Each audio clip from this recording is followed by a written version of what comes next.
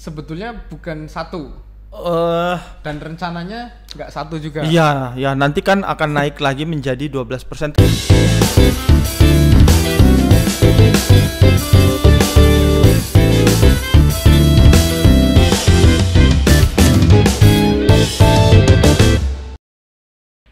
Kawan pajak, kembali lagi di Celoteh 180 podcastnya Kanwil DJP Jawa Tengah 2. Wah, Sudah lama ya. sudah lama kita Pak. Meskipun ini di bulan puasa, penuh dengan menahan dahaga dan lain-lain, tetapi kami tetap semangat untuk menyebarkan informasi seputar perpajakan. Betul. Dan dengan narasumber tetap Yang masih tidak pernah ganti dan sepertinya tidak akan pernah diganti narsumnya karena Pak Timon sekarang sudah bergelar sumber dari segala sumber.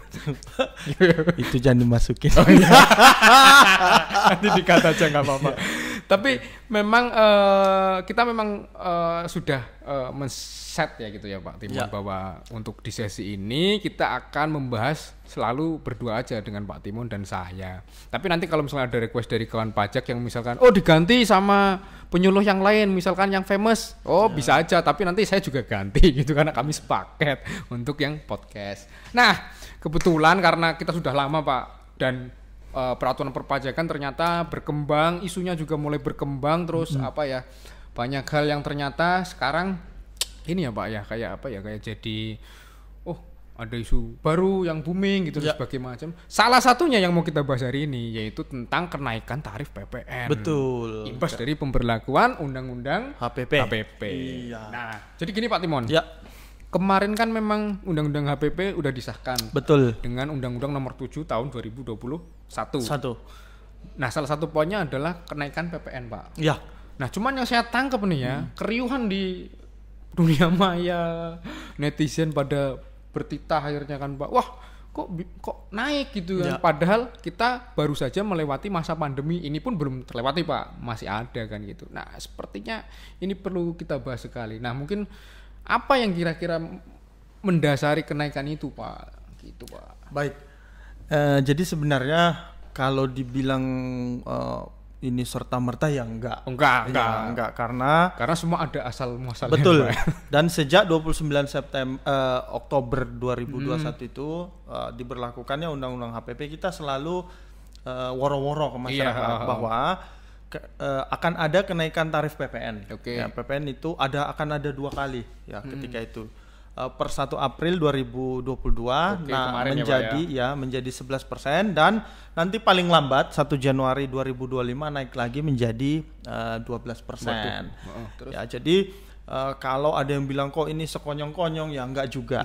Ya, karena sudah kita sosialisasikan sudah lama dan tentunya ini pertimbangan pemerintah dan DPR ketika mengundangkan dan mengatur kenaikan tarif ini tentunya sudah matang. Kan waktu itu juga sempat kita bahas ya di podcast sebelumnya bahwa penyusunan undang-undang itu ya nggak hanya pemerintah sama DPR aja, tapi juga mendengarkan masukan dari masyarakat, dari tokoh masyarakat. Tetapi memang mungkin Mas Wisnu, saya melihatnya ini karena apa? Karena mungkin berbarengan dengan bulan puasa ya. Ya mungkin. Biasanya bulan puasa itu memang mau ada tarif PPN naik atau enggak, harga-harga itu cenderung naik. Iya pasti dong. Iya cenderung naik. Apalagi kalau saya melihatnya bulan puasa kali ini tuh disertai dengan mulai pulihnya ekonomi. Jadi orang mulai belanja ini.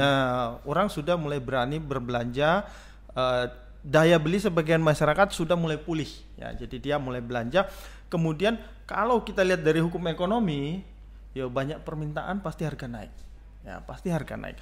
Jadi memang ini kenaikan PPN 1 April ini agak unik ya karena pas di momennya di bulan Ramadan, bulan puasa. Tetapi nanti kita bahas sama-sama Mas Wisnu. Kenapa harusnya ini tidak terlalu menjadi polemik ya? Kenapa? Karena kalau kita lihat, ini mempertimbangkan manfaat dan kosnya. Ini kalau kita lihat manfaatnya itu jauh lebih besar daripada kos yang selama ini kita takutkan akan terjadi gitu. Wah, kalau PPN naik nanti orang nggak bisa beli gimana. Nanti kita lihat bahwa kebijakan kenaikan tarif PPN ini itu nggak hanya satu sisi, pemerintah nggak hanya udah naikkan PPN-nya, tetapi sudah dipagarin dulu nih seandainya pun ada efek kenaikan harga dari kenaikan tarif PPN ini, sudah diberikan bantalan-bantalan atau shock absorber lah. Iya, penyerap ya Pak ya. Ya, kalau yang gitu betul. Ya. Kalau yang terpengaruh nanti dikasih apa gitu. Gitu. Nah, berarti kan sebetulnya bukan hal yang terlalu ditakutkan karena pasti semua ada perhitungannya. Betul, Pak. Nah, betul. Mungkin bisa Bapak ceritain Pak pertimbangannya itu apa Pak? Nah, biar teman-teman nih agak ini. Ya, sebenarnya kalau yang menyimak podcast kita yang dari awal dulu, podcast yang kemarin. Iya, bahkan sebelum menjadi undang-undang, isu ini kita sudah angkat. Iya, sudah angkat, sudah jelasin. Itu ada di episode keberapa itu ya? Saya juga lupa Pak. Ya, ketika itu kalau nggak salah judulnya isu-isu tentang RUU KUP dulu. RUU KUP waktu itu saya ingat. Ya, jadi di situ kita sudah angkat bahwa memang pemerintah akan menaikkan tarif PPN karena apa? Ya, ada namanya si efisiensi ini selalu diungkapkan. Si efisiensi itu apa? Itu mengukur sebenarnya kemampuan kita. Jadi ada potensi yang kalau kita bisa pungut semua itu 100%, tapi kita posisinya baru di 63%. Ya, artinya ada potensi atau gap sebesar kurang lebih 35%. Ya, bagaimana caranya untuk mencapai atau kalau paling enggak gap ini diperkecil, ya salah satunya dengan menaikkan tarif PPN. Nah, kita bandingkan misalnya ya kemampuan mengumpulkan pajak kalau diukur dengan si efisiensi itu kita angkanya 63,58% ya, atau 64% lah. Itu misalnya negara-negara yang karakteristiknya kurang lebih sama seperti kita, Afrika Selatan atau Argentina. Nah, ini ada nih angkanya bocorannya nih. Afrika Selatan tuh 70%. Ya. Si efisiensinya artinya dari potensinya dia mampu mengumpulkan 70%. Nah, Argentina lebih hebat lagi nih, 83,7% atau hampir 84% ya. Nah, itu salah satunya kenapa dinaikkan tarif PPN ini. Kemudian tentu saja di satu sisi kenaikan tarif PPN ini adalah untuk mendukung pemulihan ekonomi. Loh, kok mendukung? Padahal ini kan nambahin tarif. Ya, nambahin tarif. Kenapa mendukung? Karena ini sebenarnya pengalaman kita selama pandemi kemarin, Mas Wisnu. Jadi sekarang polanya adalah yang membayar pajak itu yang mampu, kemudian nanti akan disalurkan kepada yang tidak mampu. Ya, dalam bentuk misalnya bantuan. Nah, kalau PPN ini harga naik kan, harga naik, masyarakat kecil bisa beli nggak? Nah, sekarang yang dipertebal atau diperbanyak itu bantuan kepada masyarakat kecil. Contoh paling nyata, harga minyak goreng naik. Oh ya, itu. Tapi kita nggak usah bahas yang lain-lain ya. Ini harga minyak goreng naik. Ini di stat ya, khusus PPN-nya. Harga minyak goreng naik, kemudian yang paling banyak makan gorengan itu kan ya menengah ke bawah lah. Iya, termasuk saya. Sama Pak. Mendoan ya. Nah, ketika pemerintah melihat ini yang paling banyak terdampak itu masyarakat kecil, dikasihkanlah sekarang BLT minyak goreng. Oh iya. Jadi tapi saya nggak dapat Pak. BLT nggak dapat ya? Iya. karena saya bukan menengah ke bawah berarti. Ya. Kemudian kebijakan-kebijakan yang lainnya untuk mendukung pemulihan ekonomi itu tetap ada. Jadi bukannya dikurangi, yang padahal sebenarnya kalau dari segi grafik pemulihan kita udah mulai nih. Nah, pemerintah kemarin mendukung ketika kita terpuruk ya. Dalam bentuk insentif, banyak sekali tuh insentif pajak. Nah, sekarang kita mulai pulih, justru fasilitas-fasilitas itu tidak dikurangi, malah ditambah jumlahnya ya. Bahkan banyak yang insentif itu sudah dimasukkan dalam undang-undang. Ya, sudah dimasukkan. Contohnya untuk mendukung daya beli UMKM, ya sekarang nggak dipajaki. Ya kan, kemarin harus bayar pajak, sekarang nggak dipajakin. Itu tentunya apa? Membantu dia yang tadinya harus bayar pajak untuk sekarang. Ya betul, untuk dia, dan dia mampu untuk mengantisipasi kemungkinan kalau ada kenaikan harga dari kenaikan tarif PPN ini. Kemudian program Perlinsos juga makin gencar, makin gencar. Seperti yang tadi kita sempat ungkapkan, BLT itu akan semakin banyak. Kemudian juga di satu sisi oke, PPN dinaikin, tetapi di tarif PPh itu di adjust juga tak. Oh iya. Ya. Yang tadi orang dipajakin sampai 50 juta itu kena 5%, sekarang sampai 60 juta kena 5%. Artinya semakin banyak yang dikenakan tarif paling bawah. Ya, semakin banyak dikenakan. Kemudian yang kaya raya banget ya dipajakin lebih tinggi. Itu baru adil. Ya, jadi kalau kita melihat kenaikan tarif PPN ini harusnya kita lihat secara menyeluruh bahwa ini adalah sebagian kecil dari paket reformasi perpajakan. Bahwa di satu sisi di sini dinaikin, di sini di-adjust atau disesuaikan sehingga dampak-dampak negatif yang mungkin dari lahir dari kenaikan sini itu bisa ditutupin. Berarti intinya kan sebetulnya nggak serta-merta itu dinaikin karena ya kan isu yang berkembang kan bola liarnya Pak. Wah ini karena kebutuhan untuk bangun IKN, ini karena pemerintah butuh duit buat bayar utang, kan sebetulnya kan nggak kayak gitu. Enggak, ya saya kira kita harus berpikir ke jangka panjang Mas Susno. Ya berpikir ke jangka panjang artinya ketika kita sudah mandiri ya. Artinya mandiri itu mengandalkan pajak.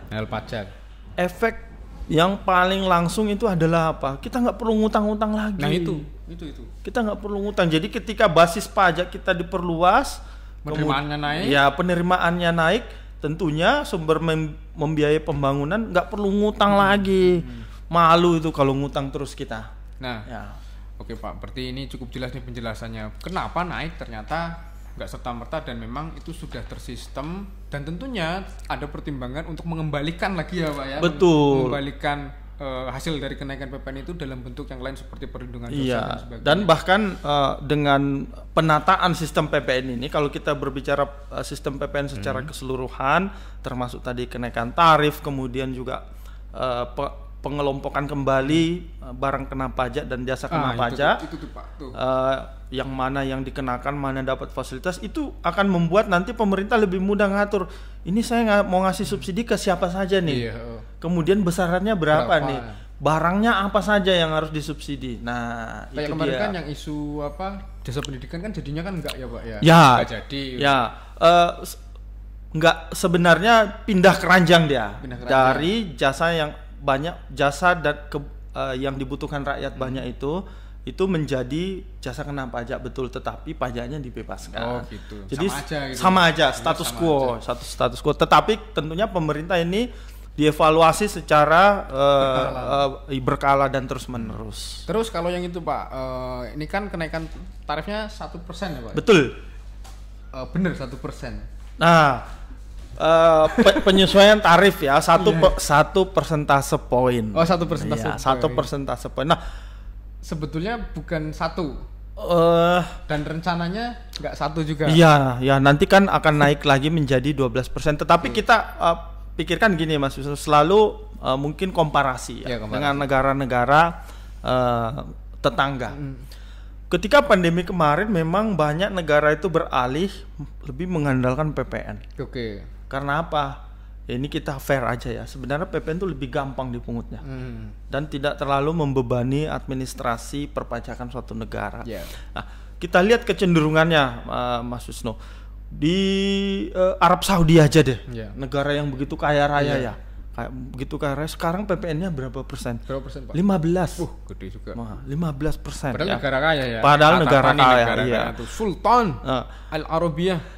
Kemudian misalnya kalau udahlah kok nggak fair bandingin dengan Arab, ya udah bandingkan dengan apa, Filipina. Nah, tetangga kita bahkan banyak bahasa kita itu sama loh. Iya.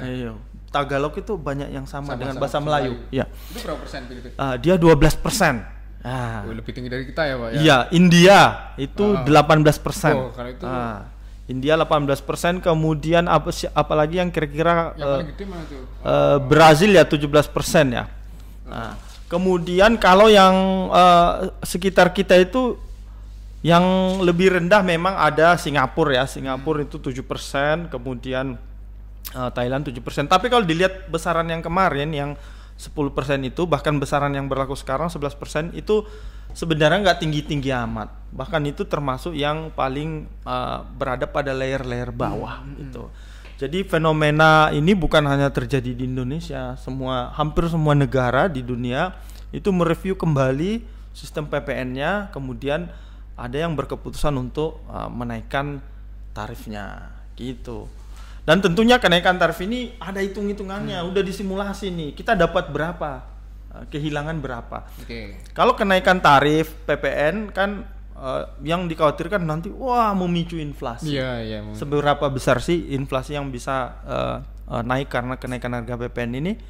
Nah, ini datanya Kemenkeu ya. Kemenkeu itu punya namanya Badan Kebijakan Fiskal ya. Dia ngeriset mensimulasi kira-kira berapa efeknya itu 0,4% karena kenaikan. Tetapi efek penerimaannya itu diperkirakan sekitar 44,4 triliun ya, yang dari kenaikan tarif PPN itu ya. Iya.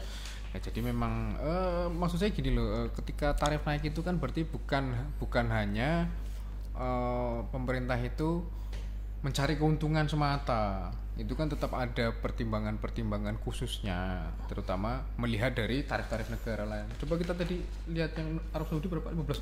Padahal kaya kok. Iya. Bahkan kalau kita lihat lagi itu Argentina ya 21% ya. Kalau negara maju ya memang biasanya agak tinggi ya. Kayak Finlandia itu 24%, Norwegia 25%. Justru malah gini loh. Kalau memang PPN-nya dikenai tarif tinggi dan bisa dengan tarif tinggi itu negara bisa menyelenggarakan pelayanan lebih baik lagi kan, why not kan? Iya, kenapa enggak? Kan gitu. Tetapi tentunya ya tadi kita enggak bakal serta-merta enggak nyampe ya naikin gitu dong ya? Karena gampang dapat duitnya begini enggak. Tetap ada analisisnya. Betul, pertimbangan secara ekonomi dan pertimbangan secara politik juga. Tetapi yang mau kita tegaskan kepada teman-teman pajak, ya kawan-kawan pajak, bahwa ini jangan dilihat satu aja ini kenaikan tarif PPN. Dilihat ini kebijakan reformasi perpajakan itu satu paket. Ya, satu paket. Oke, di satu sisi PPN naik, tapi di sisi lain gimana? Dikasih insentif, diperkuat daya belinya masyarakat, bantuan sosial kemudian diperbanyak atau dipertebal. Ini sistem perpajakan kita ditata lagi sehingga nantinya apa? Dalam jangka panjang sistem perpajakan kita itu sehat, efektif, adil dan mandiri. Iya, itu yang dicapai. Nah, mungkin cukup jelas sekali penjelasan bahwa kenapa PPN naik dan apa sih imbasnya. Tadi udah dijelasin Pak Timon. Jadi sebetulnya sekali lagi kita tegasin ya. Ternyata kenaikan PPN itu tidak serta-merta ujuk-ujuk gitu loh. Kata-kata ujuk-ujuk. Tapi memang ada dasarnya, ada pertimbangannya secara ekonomi, secara politik itu sudah proses yang panjang. Betul, dan dilihat dari secara efeknya ternyata di situ nanti bakalan meningkatkan kapasitas pelayanan di Indonesia serta justru malah mempertebal jaminan-jaminan sosial. Betul yang ujungnya nanti tujuannya untuk jadi meningkatkan kemakmuran rakyat gitu ya, itu Pak, ya. Jadi memang diharapkan nanti pajak ini benar-benar seperti gotong royong. Kita udah ulang-ulang bilang kayak gotong rumah. Kalau yang kuat ya dia biar gotong dong. Kalau yang lemah ya udah dia biar cukup kasih semangat dari pinggir aja sambil berdoa. Ya. Jadi nggak usah disuruh gotong juga kalau yang lemah nggak kuat. Ayo semangat gitu. Tapi jangan jadi free rider juga. Iya. Kan? Nah, ketika mampu ya bayarlah pajak sesuai dengan ketentuannya. Udahlah, gue pura-pura nggak mampu aja jangan gitu. Nanti ada efeknya gitu ya. Oke, mungkin sementara terkait kenaikan PPN cukup Pak Timon. Betul. Untuk kawan pajak yang belum subscribe bisa subscribe di bawah sini. Karena edisi berikutnya kita bahas kripto kayaknya menarik tuh. Kripto. Pajak kripto. Kripto itu yang lagi hangat Pak. Jadi salah satu investasi yang lagi hangat. Nah gitu. Nanti jangan lupa komen, share dan like. Terus kami juga mengucapkan selamat menunaikan ibadah puasa. Semoga kawan pajak yang beragama Islam dan menjalankan ibadah puasa bisa lancar tanpa halangan apapun. Kalau yang memudik hati-hati juga, jaga kesehatan, tetap jaga protokol kesehatan karena meskipun ini sudah melandai COVID-nya, tetapi kita masih belum masuk endemi, jadi kita tetap harus waspada. Jangan sampai muncul lagi ya Pak. Betul, gitu. Jangan sampai lah gitu ya. Oke, cukup sekian. Bye bye.